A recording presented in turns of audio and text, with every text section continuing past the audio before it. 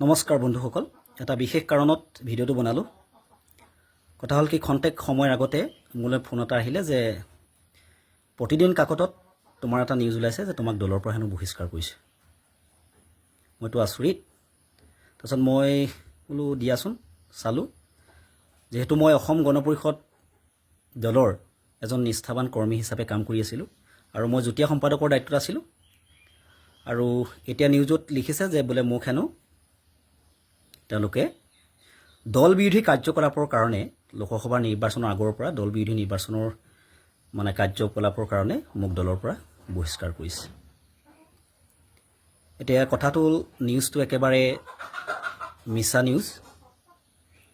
যিহেতু মই দল বিৰোধ কৰা নাছিলোঁ, অসম গণ পৰিষদ দলৰ সপক্ষত কিছুমান কথা কৈছিলোঁ। এতিয়া কথা হ'ল কি যে অসম গণ পৰিষদ দলৰ যি জাতীয়তাবাদী চৰিত্ৰ, সেই চৰিত্ৰ সম্পৰ্কত মই বিভিন্ন প্ৰশ্ন মাজে মাজে কৈ আহিছিলোঁ অসম গণ পৰিষদ দলৰ সভা সমিতিত। আৰু আপোনালোকে জানে অসম গণ পৰিষদ দলৰ আজি স্থিতি কি। আঞ্চলিক দল হিচাপে অসম গণ পৰিষদৰ যি জাতীয়তাবাদী চৰিত্ৰ আজি কি ৰূপত আছে সকলো ৰাইজে জানে। আৰু যুৱ প্ৰজন্ম হিচাপে সেইবোৰ অনুধাৱন কৰি অসম গণ পৰিষদ দলৰ সভাই সমিতিয়ে এই কথাবোৰ কৈ আহিছিলোঁ যে কা আন্দোলনৰ সময়ত অসম গণ পৰিষদ দলে ৰাজপথত গৈ আন্দোলন কৰিলে, কা নামানো বুলি ক'লে, কিন্তু ভোটটো সপক্ষত দিলে। আৰু উচ্চতম ন্যায়ালয়ত এতিয়া হেনো কেছ দি থৈছে বুলি তেওঁলোকে কৈ থাকে। কাৰ সপক্ষত ভোট দি অসম গণ পৰিষদ দলৰ এজন সাংসদ বীৰেন্দ্ৰ প্ৰসাদ বৈশ্য ডাঙৰীয়াই কাৰ সপক্ষত ভোট দিলে আৰু কা নামানো বুলি উচ্চতম ন্যায়ালয়ত কেছ দিলে। অসম গণ পৰিষদ দলৰ জাতীয়তাবাদী চৰিত্ৰ কি আপোনালোকে নিজেই ভাবি চাওক। গতিকে এই কথাবোৰ কৈছিলোঁ। আৰু দ্বিতীয়তে, আমগুৰি সমষ্টিৰ বিলুপ্তিকৰণৰ সময়ত আমগুৰি সমষ্টিৰ জাতীয়তাবাদী নেতা বুলি গৌৰৱেৰে কৈ থকা প্ৰদীপ হাজৰিকাৰ ডাঙৰীয়াৰ যি স্থিতি, সেই স্থিতি আমি বিতুষ্ট হৈছিলোঁ। তেওঁ মাত মতা নাছিলে বিলুপ্তিকৰণৰ সময়ত। সভা সমিতিলৈ মাতিলে দেৰিকৈ আহে, আৰু যদি তাত অকণমান বেলেগ লাইনত, বিপক্ষ লাইনত যদি কথাবোৰ কয় তেতিয়া তেওঁ বেয়াই পায়। গতিকে তেওঁ সেই সময়ত যি স্থিতি, বিলুপ্তিকৰণৰ সময়ত স্থিতি দেখিলোঁ, অতিকৈ দুখজনক স্থিতি।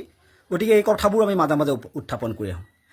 আৰু শেহতীয়াকৈ অসম গণ পৰিষদ দলৰ দিনে দিনে যি চৰিত্ৰ, সেই চৰিত্ৰবোৰ দেখি অনুধাৱন কৰি সঁচাকৈ বুজি পালোঁ যে অসম গণ পৰিষদৰ যি জাতীয়তাবাদী চৰিত্ৰ, সেইটো চৰিত্ৰ জাতীয়তাবাদী চৰিত্ৰ হৈ থকা নাই, ব্যক্তিত্ববাদলৈ পৰিণত হৈ গ'ল।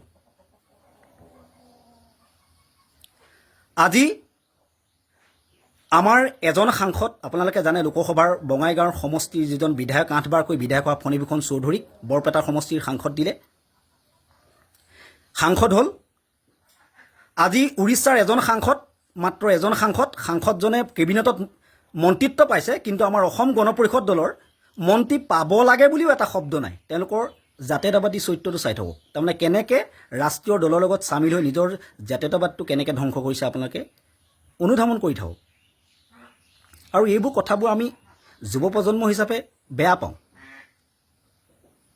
আজি আঞ্চলিক দল হিচাপে তেলেগু দেশম পাৰ্টি, আজি JDU নীতিশ কুমাৰৰ দলে, আঞ্চলিকতাবাদী দলে, জাতীয়তাবাদী দলে কেন্দ্ৰত চৰকাৰৰ কিং মেকাৰ যিটো সময়ত হৈছে, সেইটো সময়ত অসম গণ পৰিষদ কেৱল ব্যক্তিত্ববাদলৈ পৰিণত হৈছে। দুজন ব্যক্তিৰ অধীনত অসম গণ পৰিষদ দল চলি আছে। এই কথাবোৰ আমি প্ৰতিবাদ কৰোঁ যে এই কথাবোৰে আমাক অসম গণ পৰিষদ যি জাতীয়তাবাদী চৰিত্ৰ, আঞ্চলিকতাবাদী চৰিত্ৰ এসময়ত ধ্বংস হ'ব আৰু অসম গণ পৰিষদ দলৰ স্থিতি অসমত নাথাকিব। তাৰ প্ৰমাণ পাই আছে। 14ৰ পৰা 5 গ'ল 9, আৰু 26ত 9ৰ পৰা 5 গ'ল 4 থাকিব, আৰু 4ৰ পৰা 5 গ'লে -1, শূন্যৰ আপোনাৰ ভেলু থাকে, কিন্তু -1ৰ ভেলু নাই। গতিকে অসম গণ পৰিষদৰ এনেকুৱা এটা স্থিতিলৈ গৈ আছে। এই কথাবোৰ অনুধাৱন কৰি মাজে মাজে সভাই সমিতিয়ে কৈ থাকোঁ। গতিকে মই হেনো এতিয়া দল বিৰোধ কৰিছোঁ। দল বিৰোধ কৰা নাই, সপক্ষে কৈছিলোঁ। অসম গণ পৰিষদ দলটো জাতীয়তাবাদী দল হিচাপে, আঞ্চলিকতা দল হিচাপে মূৰ দাঙি থাকক, জাতীয়তাবাদী দল হিচাপে মূৰ দাঙি থাকক। এই কথাবোৰ মাজে মাজে কৈ আহিছিলোঁ, কিন্তু কোনো নুশুনিলে। গতিকে নিজে অনুধাৱন কৰিলোঁ, এনেকুৱা দলত যদি, যিটো দলত থাকি স্বাধীনতা নাই, বাক স্বাধীনতা নাই, যিটো দলত কাৰোবাৰ পৰামৰ্শ, ৰাষ্ট্ৰীয় দলৰ পৰামৰ্শ লৈহে মন্তব্য দিব পাৰিম, ক'ব পাৰিম, তেনেকুৱা দলত আমাৰ দৰে মানুহ, জাতীয়তাবাদীক সঁচা অৰ্থত জাতীয়তাবাদী কৰা মানুহ কোনো কাৰণত থাকিব নোৱাৰে।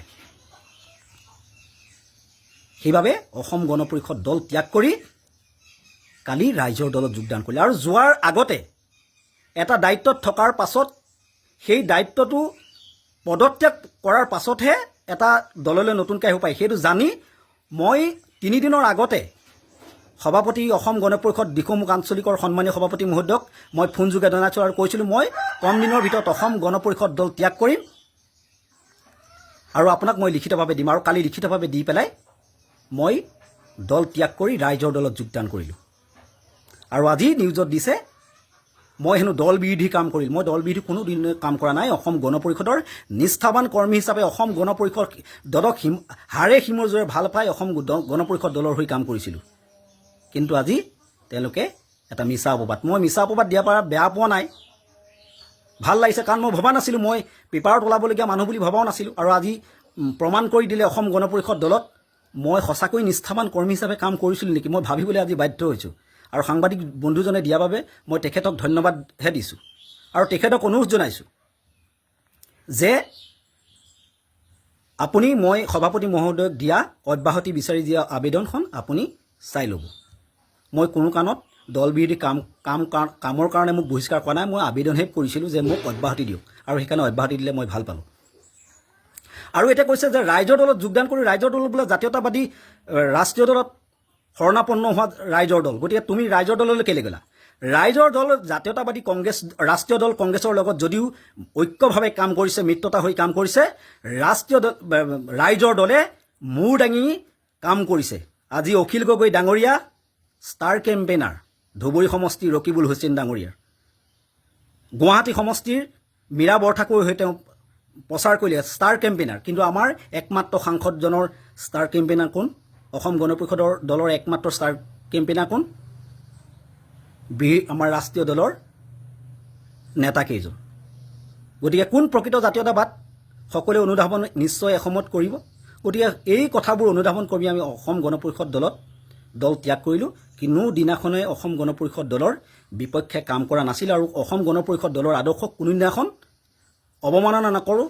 অসম গণ পৰিষদ প্ৰতিটো দলৰ নিজস্ব আদৰ্শ আছে, সেই আদৰ্শবোৰ সঁচাই ভাল, কিন্তু অসম গণ পৰিষদ দলৰ যি আদৰ্শ, সেই আদৰ্শ ব্যক্তিত্ববাদলৈ পৰিণত কৰাৰ বাবে মই অসম গণ পৰিষদ দল ত্যাগ কৰিলোঁ। গতিকে বিশেষ কথা নকওঁ, নিউজটো দিয়াৰ বাবে পুনৰবাৰ মই বন্ধু সাংবাদিক দাদাজনক মই ধন্যবাদ জ্ঞাপন কৰিছোঁ। আৰু মোৰ সঁচাকৈ ভাল লাগিছে, কাৰণ মই ভবা নাছিলোঁ, মই ইমান কাকত ওলাবলগীয়া মানুহ বুলি ভবাই নাছিলোঁ, কাকতত উলিয়াই দিলে। গতিকে ধন্যবাদ।